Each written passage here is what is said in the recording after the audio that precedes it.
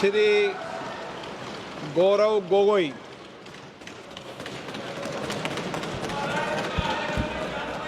आदरणीय अध्यक्ष महोदय, पहले तो मैं आपका संरक्षण चाहता हूं।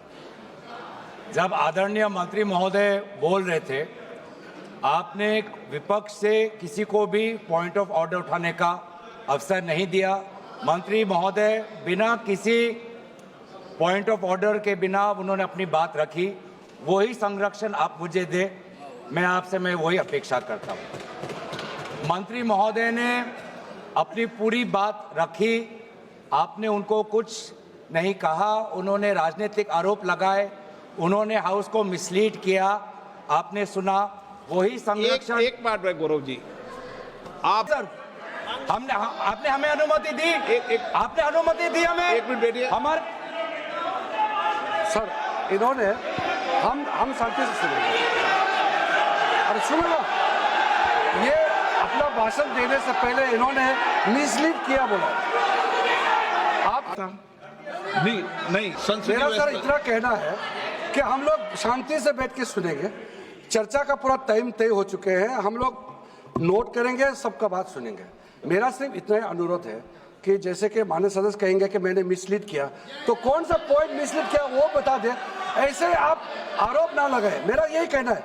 आप तर्क बताइए कहाँ मिसलीड हुआ पॉइंट। अध्यक्ष महोदय, जो इन्होंने 2013 यूपीए गवर्नमेंट के संदर्भ में कहा, पूरा का पूरा मिसलीडिंग है, झूठ है। और हम डिमांड करते हैं कि वो ऑथेंटिकेट करें। हम डिमांड करते हैं ऑथेंटिकेट करें। इसीलिए बार बार इन्होंने आरोप लगाए, बार बार इन्होंने भ्रम फैलाया। आप इसीलिए हम भी अपनी बात रखेंगे। कृपया आप भी सुनने का धैर्य रखिए। अध्यक्ष महोदय, मेरा भी सौभाग्य है कि पिछले सदन में मैं अयोध्या राम मंदिर पर अपने पार्टी का मैंने अपना व्यू, अपने पक्ष रखा, और आज वक्फ संशोधन 2025 पर अपनी दल का और विपक्ष की तरफ से अपना पक्ष रखा। और अयोध्या राम मंदिर में भी और आज के वक्फ के संशोधन में भी मेरा एक ही मार्गदर्शक है, वो है भारत का संविधान। भारत का संविधान जो कहता है कि हमारा भारत में हर व्यक्ति को सामाजिक, आर्थिक और राजनीतिक न्याय, विचार, अभिव्यक्ति, विश्वास, धर्म और उपासना की स्वतंत्रता, और साथ साथ में यह कहता है कि व्यक्ति की गरिमा और राष्ट्र की अखंडता सुनिश्चित करने वाली बंधुता। ये बिल आज इस संविधान के इस जो मूल जो ढांचा है उस पर आक्रमण है। और इनकी जो पूरा जो भाषण था वो हमारे संविधान के इस मौलिक अधिकार पर, हमारे संघीय ढांचे पर एक आक्रमण था। आज इस सरकार का इस बिल के द्वारा 4 इनके मूल उद्देश्य। पहला मूल उद्देश्य है कि संविधान को कमजोर करना, टू डाइल्यूट द कॉन्स्टिट्यूशन। इनका दूसरा उद्देश्य है भ्रम फैलाना, to defame the minority communities of India. इनका तीसरा उद्देश्य है to divide the Indian society. हमेशा एक हमारे बीच में एक लिटिगेशन चलता रहे, मसला और बढ़ता जाए, ये उनका उद्देश्य है। और चौथा इनका उद्देश्य डाइल्यूट, डिफेम, डिवाइड, और चौथा इनका उद्देश्य है to disenfranchise the minority communities. आज माइनॉरिटी कम्युनिटीज के प्रति अपनी संवेदना जता रहे हैं। सर, कुछ हफ्ते पहले देश में विभिन्न जगहों में लोगों ने ईद की शुभकामनाएं एक दूसरे को दी। और क्या आपको पता है कहां इनकी डबल इंजन की सरकार ने लोगों को रास्ते पे ईद का नमाज भी पढ़ने नहीं दिया। और ये बात करेंगे आप अल्पसंख्यकों के प्रति अपनी संवेदना जताते हैं, मैं पूछना चाहता हूं कि आपके लोकसभा में कितने एमपीज अल्पसंख्यक हैं? देखिए सर, आज देश में अल्पसंख्यकों की ऐसी दशा हो गई कि आज सरकार को अपना धर्म का सर्टिफिकेट देना पड़ेगा। कितने दुख की बात है कि भारत क्या बात कर रहे हो? हिंदू थोड़ी है। भारत एक सनातन धर्म का एक देश, 7000 पुराना, उससे भी पुराना ये देश, जिसमें हर धर्म और हर संस्कृति, हर परंपरा को हम सम्मान करते हैं।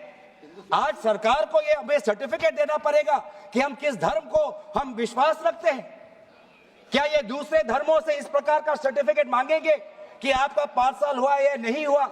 ये सिर्फ इसी बिल में क्यों? ये संविधान के विरोध में नहीं है? ये आर्टिकल 26 के विरोध में नहीं है? सरकार क्यों धर्म के इस मामले में दखलंदाजी कर रही है कि आप इस धर्म का आप विश्वास करते हो कि नहीं हो, उसका पहले मुझे सर्टिफिकेट दो? ये किस प्रकार का न्याय बना रहे हैं? ये किस प्रकार का कानून हम बना रहे हैं? 3R1 क्या कहता है सर? इनका 3R1 जो आज इन्होंने हटा ही दिया है,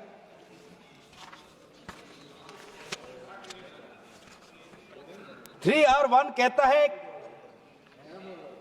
a waqf by user, but such waqf shall not cease to be a waqf by reason only of the user having ceased, irrespective of the period of such session. ये इसके हटाने की क्या जरूरत थी सर? ये हमारा बार बार विभिन्न जजमेंट के द्वारा ये पूरा वक्फ बाय यूजर और इसके बारे में विभिन्न जजमेंट आए सर। दिस एक जजमेंट पढ़ना चाहूंगा। M Siddique, Ram Janmabhoomi, Muslim law does not require an express declaration of a waqf in every case. The dedication resulting in a waqf may also be reasonably inferred from the facts and circumstances of a case or from the conduct of the waqif. तो ये बार बार ये सब विभिन्न judgement के द्वारा वक्फ और ये जो पूरी इनकी जो परंपरा है, जज विभिन्न जजमेंट ने ताकत दी और आज यही विभिन्न क्लॉजेस के द्वारा जजमेंट्स को भी और हाईकोर्ट के ताकत को भी ये कमजोर कर रही है। सर बोले वक्फ क्या है ये भी हमें समझना चाहिए। Waqf means the permanent dedication by any person of any movable और immovable property for any purpose recognised by the Muslim law as pious, religious, charitable. Sir आज ये क्या कहना चाहते हैं कि वही व्यक्ति जो प्रैक्टिसिंग इस्लाम कर रहा है 5 साल के लिए वही आ सकता है, जो इनका 3RA है, और जो सेक्शन 104 था, आज इन्होंने सेक्शन 104 हटाने के पक्ष में कहा, लेकिन सेक्शन 104 यही कहता है कि कोई भी व्यक्ति वक्फ कर सकता है। तो यही तो हमारा सेक्युलर नेचर है कि कोई भी व्यक्ति अब वक्फ कर सकता है। अब ये जो अधिकार है एक व्यक्ति का, आप उस अधिकार को आप क्यों छीन रहे हो? सिर्फ ऑप्टिक्स सर, इनको बाहर दिखाना है कि हम ये बहुत बड़ा काम कर रहे हैं। क्या इन्होंने कहा कि क्लॉज 9C में ये कहते हैं कि 2 महिला को हम ये इंक्लूजन कर रहे हैं? ये पहले भी था सर। अगर आप 1995 एक्ट पढ़े तो ये पहले भी था, उसमें ये भी था कि 2 से ज्यादा सदस्य महिला हो सकती थी। इन्होंने तो 2 पे ही कैप कर दिया। ये पहले से ही था, ये सिर्फ दिखावा। और इनका 3R4 में जो ये विशेष रूप से विडो, डिवोर्स वुमन और ऑर्फन की बात करते हैं, ये पहले भी था सर। ये पहले भी जो 3R है जिसमें वेलफेयर की उल्लेख है, उस वेलफेयर एंड अदर पर्पसेस में window, divorce woman and orphan पहले से ही उसमें समा जाता है। लेकिन इनको भ्रम फैलाना है, इनको भ्रम फैलाना है कि वर्तमान का जो एक्ट है वो महिलाओं के खिलाफ है। इनको भ्रम फैलाना है कि वर्तमान में महिलाओं को कोई भूमिका नहीं मिलती, ये इनका काम है। लेकिन कानून में सर पहले से ही ये सारे प्रावधान है, वो चाहे किसी विधवा का संरक्षण हो या महिलाओं को और समर्थन देना हो। सर पेरेंट एक्ट बोलता था कि रिगरस इंप्रिजनमेंट हो, और अगर आप बार बार ये कह रहे हैं कि फलाना हो रहा है, धमकाना हो रहा है, तो आप इसको क्लॉज को क्यों कमजोर कर रहे हैं? सिर्फ भ्रम फैलाना है सर। मंशा इनकी कहीं और है। मंशा सर, मैं भी एक टिप्पणी देना चाहूंगा कि आज ये एक विशेष समाज के जमीन पर इन्होंने नजर है कल समाज के दूसरे अल्पसंख्यकों के जमीन पर इनकी नजर जाएगी। आज ये बिल सिर्फ एक विशेष समुदाय के जमीन पर इनकी नजर है, कल दूसरे समुदायों के जमीन पर इनकी नजर जाएगी। बार बार ये बिल सर, इतना संशोधन की जरूरत है, ये मैं नहीं कहता कि संशोधन की जरूरत नहीं है। मंत्री महोदय ने बार बार इसका जिक्र किया कि ये बिल कितने बार इसका संशोधन हुआ। इसकी शुरुआत आप जहां से भी पकड़े, आप 1810, 1817, उसके बाद 1954, 1984, 1995, सच्चर कमेटी, रहमान कमेटी 2000, जिससे बिल का रूपायन, जिससे बिल और ताकतवर बने। और इन्होंने ऐसे संशोधन लाए हैं जिससे बिल से इस देश में और यहां पे समस्या बढ़ेगी और मसले बढ़ेंगे और लिटिगेशन होगा। सर ये इनका क्लॉज 40A पढ़िए सर, इनका clause 40A, section 107, on and from the commencement of the Waqf amendment act 2025, the limitation act 1963 shall apply to any proceedings। Sir इससे पहले आप जितने बार भी आप इतिहास में जाए, हर बार, क्योंकि ये वक्फ, ये जो प्रक्रिया है, जब से हमारे देश में इस्लाम आया तब से ये प्रक्रिया चल रही है। बहुत से ऐसे कब्रिस्तान हैं जहां पे कोई पेपर्स नहीं है, कागज नहीं है, लेकिन जजमेंट है, जजमेंट इनके पक्ष में है। और आज बार बार हमने कहा है कि लिमिटेशन एक्ट इसको बढ़ाया जाए, क्योंकि ये प्रैक्टिकल एक समस्या है। लेकिन आज ये नहीं चाहते। क्यों? क्योंकि ये चाहते हैं कि अलग अलग देश के अलग अलग कोने में यहां केस लगे, वहां केस लगे, यहां केस लगे। तो जो भी हमारे यहां पे एक भाईचारा का एक वातावरण है, उस भाईचारे के वातावरण को ये तोड़ना चाहते हैं। ये इनकी राजनीतिक उद्देश्य है। सर ये बात करते हैं कि किस तरह के से ये इन्होंने बोर्ड का डाइल्यूशन किया है। क्लॉज 44, क्लॉज 44 कहता है कि जो सेक्शन 110 है वो पूरी तरीके से हटा दिया है। सेक्शन 110 क्या है? Section 110 sir, powers to make regulations by the board, ये पूरा हटाना चाहते हैं। उसमें क्या लिखा है पेरेंट एक्ट में? The board may with the previous sanction of the state government, मतलब राज्य सरकार की अनुमति के द्वारा बोर्ड कुछ नियम बना सकते हैं। इन्होंने पूरा वो हटाना की कोशिश कर रहे, क्लॉजेस F और G ये हटाने की कोशिश कर रहे, राज्य सरकार की पावर्स या जी कम करने की कोशिश कर रहे। आप क्लॉज 43 पढ़िए, इसका सेक्शन 109, जिसमें क्लॉज 1A और क्लॉज 4 ओमिट करता है। सेक्शन 109 क्या है? सेक्शन 109 है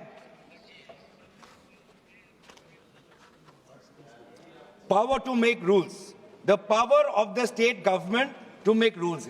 इसमें भी आप ये कटौती लाने की कोशिश कर रहे हैं। क्लॉज 1A, क्लॉज 1A क्या कहता है? Other particulars which the report of the survey commissioner में कंटेन अंडर क्लॉज F।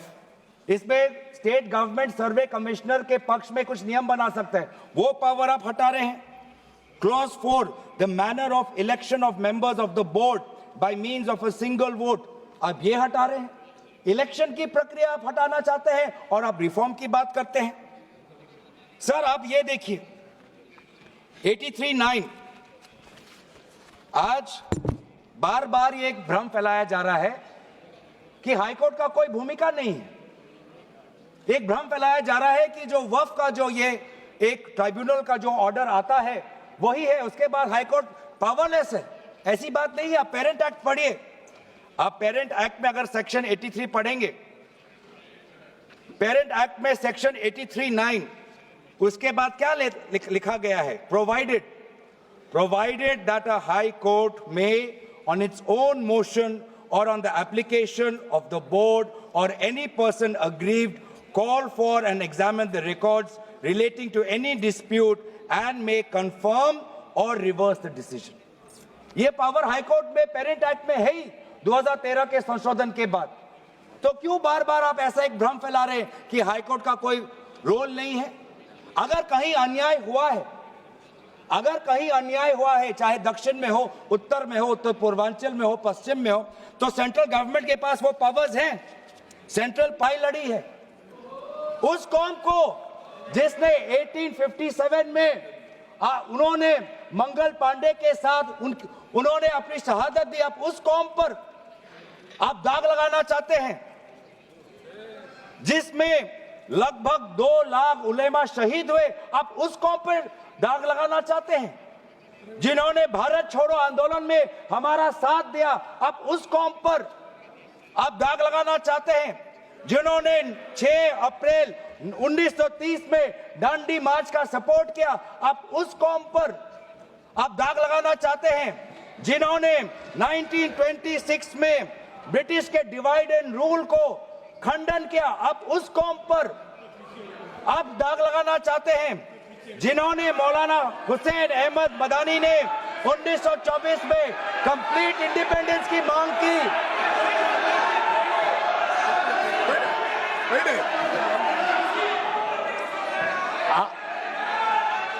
जब आप लोग भारत छोड़ो आंदोलन का समर्थन नहीं कर रहे थे, उस कौम ने भारत छोड़ो आंदोलन का समर्थन किया।